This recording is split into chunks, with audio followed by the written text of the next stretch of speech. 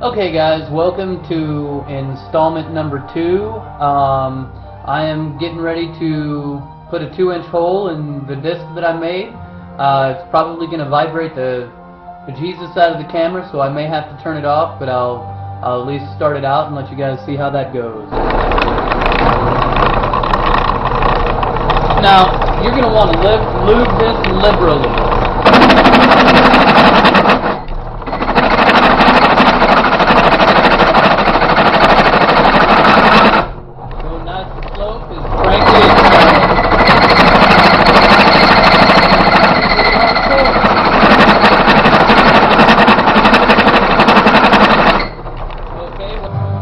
Okay, well, I got tired of trying to use the hole saw. My drill press is not very great, so I just pulled out the old torch and fired it up, and now I'm gonna have to do some more grinding. So I'll get back with y'all later. Okay, guys, so I ran out of batteries last time I was taping, and I had a lot of time left, so I went ahead and finished doing some stuff. And what I did was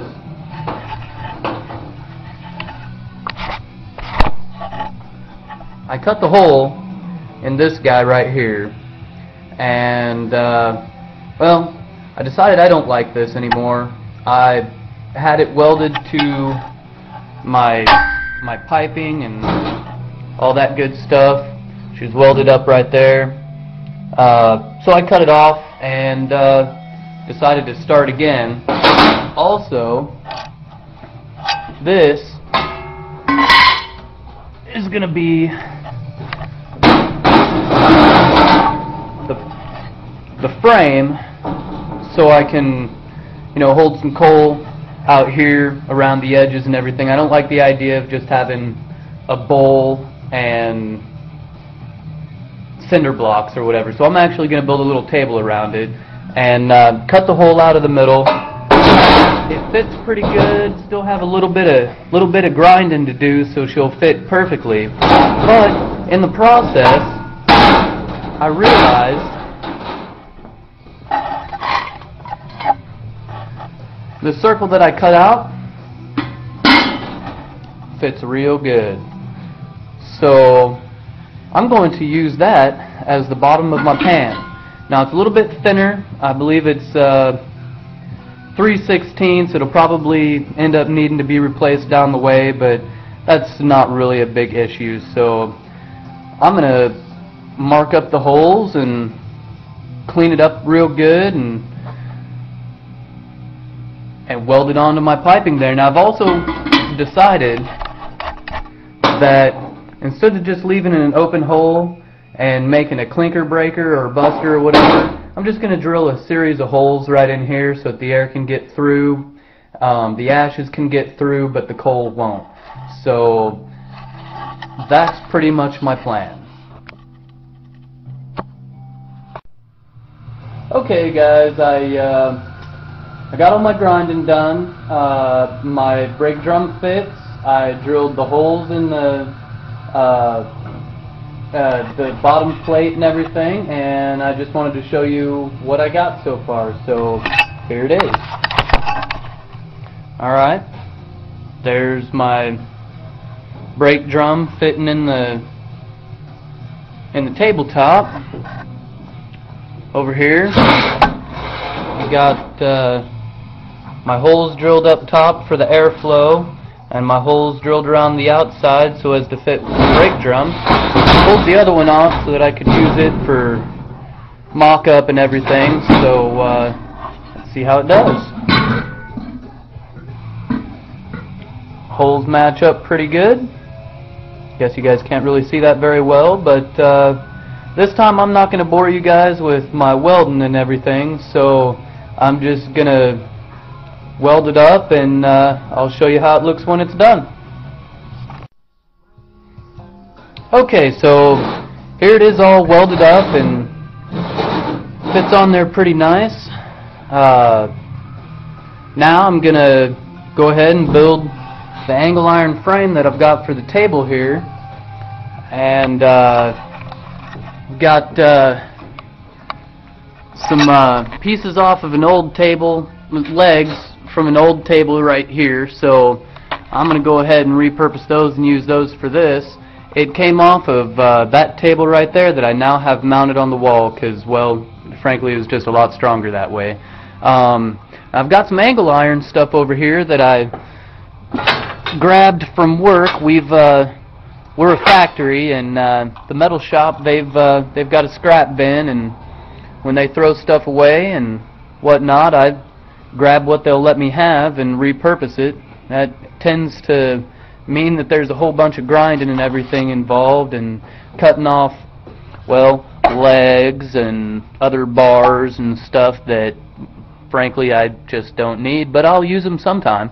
So I'm going to pull those out and start making some measurements and everything, and I'll be back with you in just a couple of minutes and show you what I've got. Well, luckily I've got a bandsaw, so the demolition of my, or the cutting up of my piece right here is going to be a little bit easier, so I'll show you guys a little bit of that, and then I guess I'll do some measuring and some marking and see where we end up. So, okay, so my bandsaw is a convertible. It can be an upright or a I don't know what you call it, a stand, sit down, whatever. Measurements, I need about 43 inches to do two sides of my table. So what I'm going to do is I just converted it. I'm going to set it up so as to just cut that end off instead of trying to cut the tube off. I'm just going to cut the end off of both sides and then cut it down to 43 inches. I'm probably going to do 44 just because I don't want to not have enough. So here we go.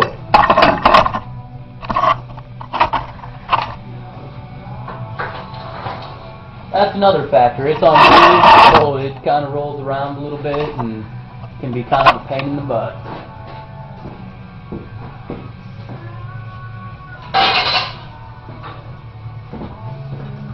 But it does make it easier to move around in a small shop. Alright. If you can't hear me, I'm sorry. I should speak a little louder. I'm just not used to recording.